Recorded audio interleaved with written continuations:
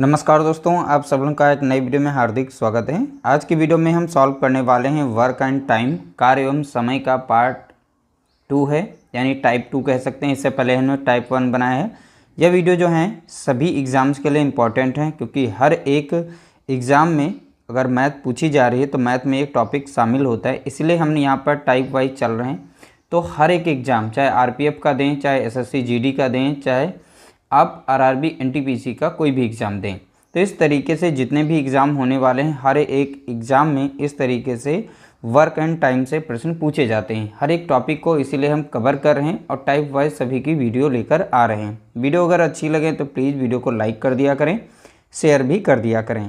पहला प्रश्न लिया गया, राम, श्याम और मोहन कोई काम क्रमशः 20 दिन, 25 दिन, 30 दिन में कर सकते हैं। तीनों ने मिलकर काम किया और 3700 रुपये परिश्रम के रूप में प्राप्त किया।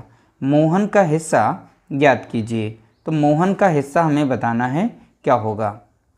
देखिए, सबसे पहले यहाँ पे राम, श्याम और मोहन तीनों का यहाँ पर दिया गया है। देखिए, राम जो है 20 दिन में कर सकते हैं काम को, श्याम 25 दिन में कर सकते हैं, मोहन 20 दिन में उसी काम को 30 दिन में उसी काम को कर सकते हैं। तो सबसे पहले इन्हें लिखना है। पहले है राम, तो राम को शॉर्ट फॉर्म में आर से लिखेंगे, श्याम को हम एस से लिखेंगे और मोहन को हम एम से लिखेंगे। तो राम जो हैं 20 दिन में कार्य को कर सकते हैं, तो इस तरीके से लिखना है।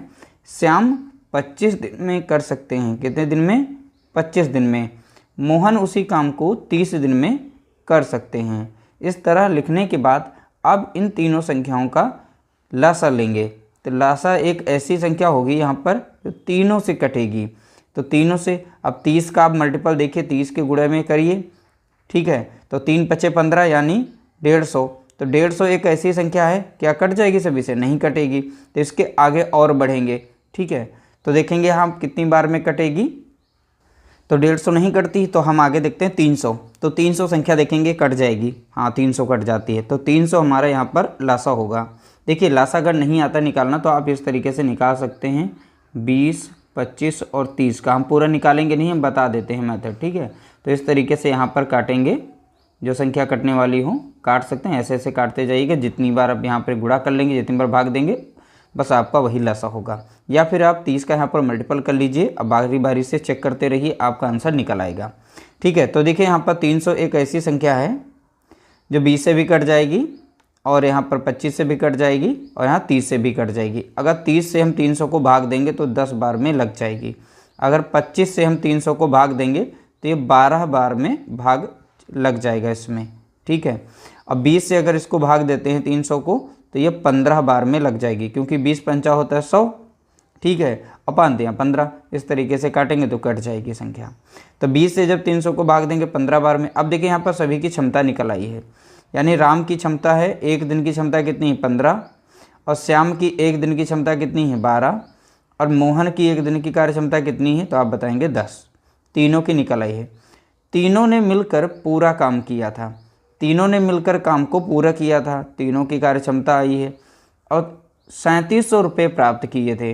अब देखिए, परिश्रम के हिसाब से ही, कार्य क्षमता के हिसाब से ही उनको रुपया भी मिलेगा, ठीक है। तो तीनों का अनुपात यहाँ पर निकल चुका है। तो राम, श्याम और मोहन, इनकी कार्य क्षमता का अनुपात है यहाँ पर कितना? 15, 12 और 10 है, ठीक है। अब यहाँ पर सभी को जोड़ लेंगे, ये टोटल योग दिया जाएगा, अनुपाती योग जोड़ेंगे। तो सभी को जोड़ेंगे, कितना मिल जाएगा हमें? देखिए, 15 और 12, तो यहाँ पर हो जाएगा 27, 10, 37। तो कितना मिलेगा? 37। अब 37 ये यूनिट यानी अनुपाती योग बराबर होगा टोटल रुपये जो कमाए हैं इन्होंने।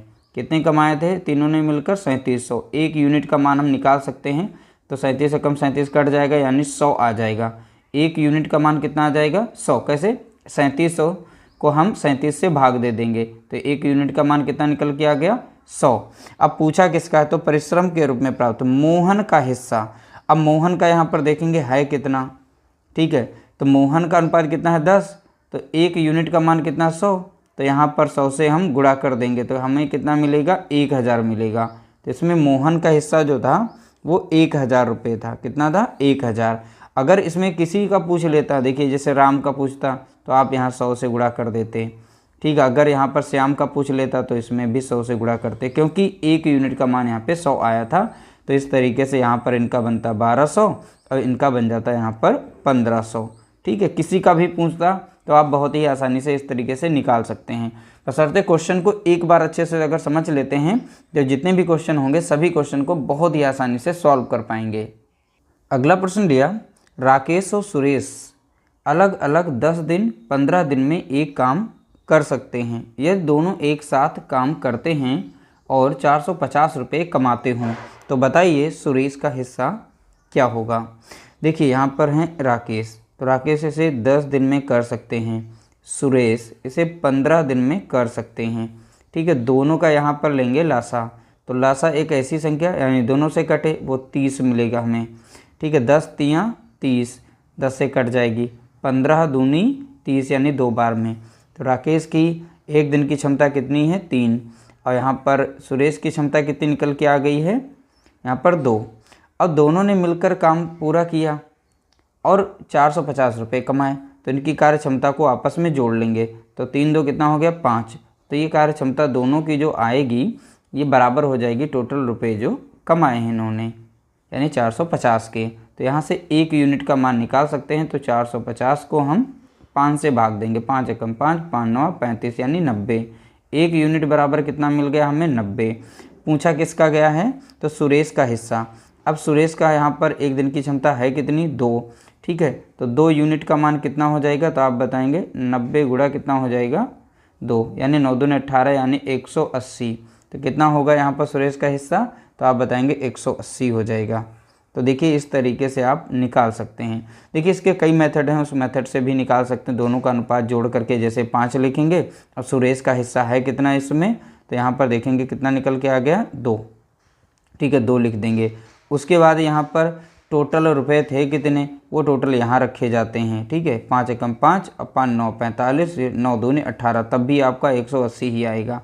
तो देखिए ये हमें बहुत ही आसान लगता है। इस मेथड से आप एक यूनिट का मान निकाल लेते हैं और यहाँ पर सबकी क्षमता दी गई है अनुपात में। ठीक है, तो अब बस उसी में सीधा गुणा कर लीजिए, आपका आंसर आ जाता है। यानी यहाँ पे समय बच जाएगा, यहाँ पे थोड़ा सा समय आपका लगेगा, बार बार जोड़ोगे घटाओगे फिर ऐसे करोगे। ठीक है, तो ये बहुत ही मेथड आसान है। अगला प्रश्न लिया गया, रहीम, करीम और डेविड ने एक काम इस प्रकार किया कि रहीम पूरे काम का 1/2 भाग, करीम ने 1/3 भाग और डेविड ने 1/6 भाग काम किया। अब देखिए यहाँ पर इतना भाग काम कर रहे हैं। ठीक है, पूरे काम की मजदूरी 1200 रुपये मिली। करीम की मजदूरी ज्ञात कीजिए। जब भी इस तरीके से फ्रैक्शन में इनका काम दिया जाए तो जैसे पहले रहीम थे आर से लिखेंगे, करीम यानी के से लिखेंगे, डेविड यानी कि डी से लिखेंगे। जो भी फ्रैक्शन में इनका अनुपात यहाँ पे दिया गया है। ठीक है, तो देखिए फ्रैक्शन में इनका काम दिया गया है तो किस तरीके, देखिए इनका हम निकाल लेते हैं एक तरीके से। इसको हम चेंज करेंगे सिंपल नंबर में।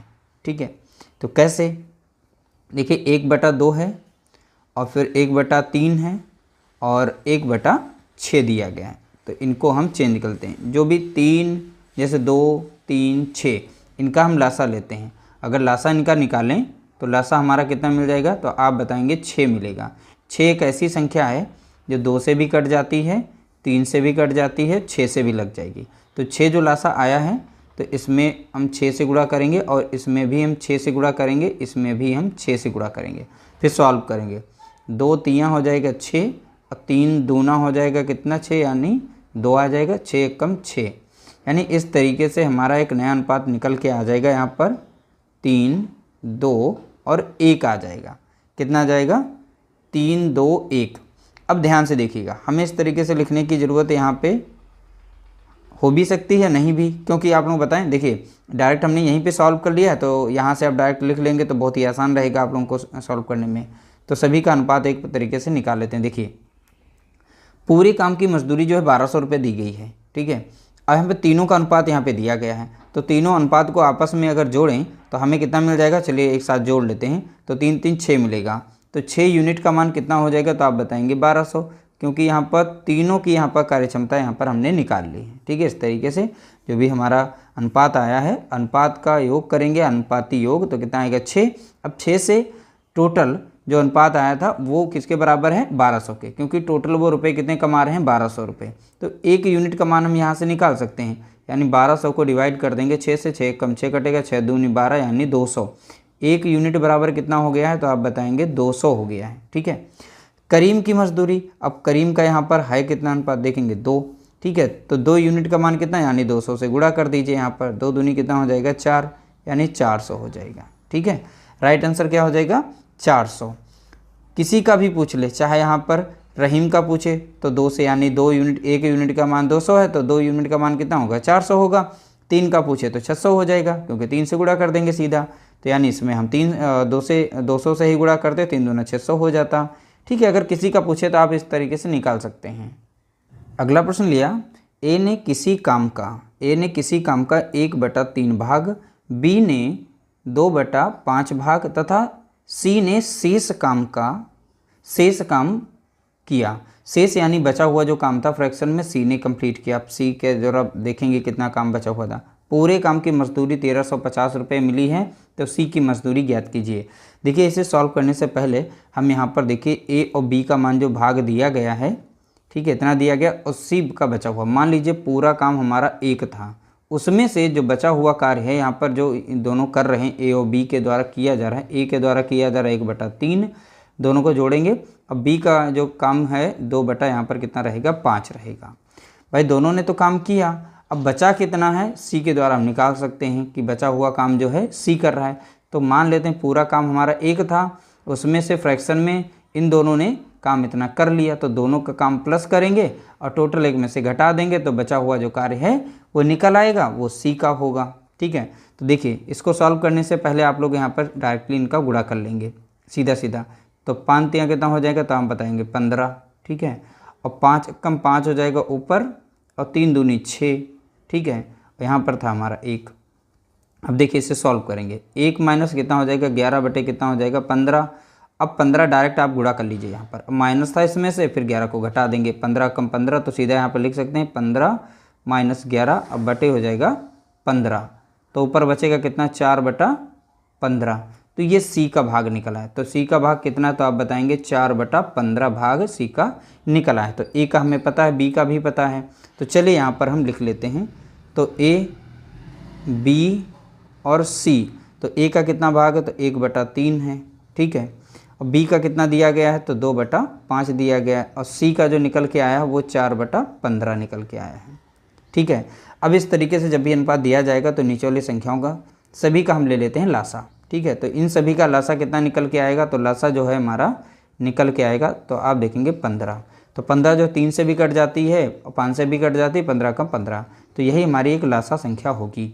अब लासा जितना आता है यहाँ पर गुणा किया जाता है 15 से, यानी लासा हमारा जितना है उससे गुणा कर देंगे, तो ये हमारा अनुपात जो फ्रैक्शन में दिया गया ये कैंसिल हो जाता है। तो यहाँ पर भी 15 से करेंगे। अब इसे काटेंगे, 3 एकम 3, 3 पच्चे 15, यानी 5 आ गया। 5 एकम 5, 5 तियाँ 15, और 3 दूना कितना हो जाएगा 6 हो जाएगा। 15 कम 15, 15 कम 15, और 4 एकम कितना हो जाएगा 4। तो नया अनुपात हमारा ए बी सी का बन गया कितना है 5:6:4 बनेगा, यानी ए का अनुपात कितना 5, बी का अनुपात है 6, सी का अनुपात कितना है 4। ठीक है, तो ये हमारा अनुपात निकल चुका है। बोला गया है सभी की मजदूरी, तो जो भी हमारा अनुपात यहाँ पे निकल के आया है सबका योग कर लेते हैं। तो यहाँ पे 6 4 10 5 15, तो 15 यूनिट बराबर किसके हो जाएगा, टोटल रुपए जो उन्होंने कमाए हैं।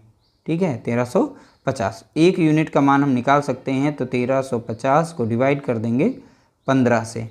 ठीक है, तो 5 से कट जाएगा, और 15 से वैसे भी कट जाता है, 15 9 135, 15 कम 15, 15 9 लगा देंगे 135 कट जाएगा। ठीक है, तो यानी 1 यूनिट बराबर कितना आ गया, तो आप देखेंगे यहाँ पर हमें 90 मिला है। पूछा किसका, सी की मजदूरी, और सी का यहाँ पर दिया गया कितना है अनुपात, देंगे 4। तो 4 यूनिट का मान, 1 यूनिट का मान है 90, तो 4 यूनिट का मान कितना हो जाएगा, तो 90 गुणे कितना हो गया 4 हो जाएगा, 9 चौक 36 हो जाएगा, यानी 360 आ जाएगा। तो 360 ही इसका राइट आंसर होगा, यानी ऑप्शन सी हमारा यहाँ पर करेक्ट आंसर दिया गया है। तो इस तरीके से आप आंसर निकाल सकते हैं। तो टोटल हमने 4 प्रश्न सॉल्व किए, और सभी के सभी प्रश्न जो है मोस्ट इंपॉर्टेंट थे, ध्यान रखिएगा। और वीडियो अगर अच्छा लगा तो लाइक कर देना, शेयर कर देना।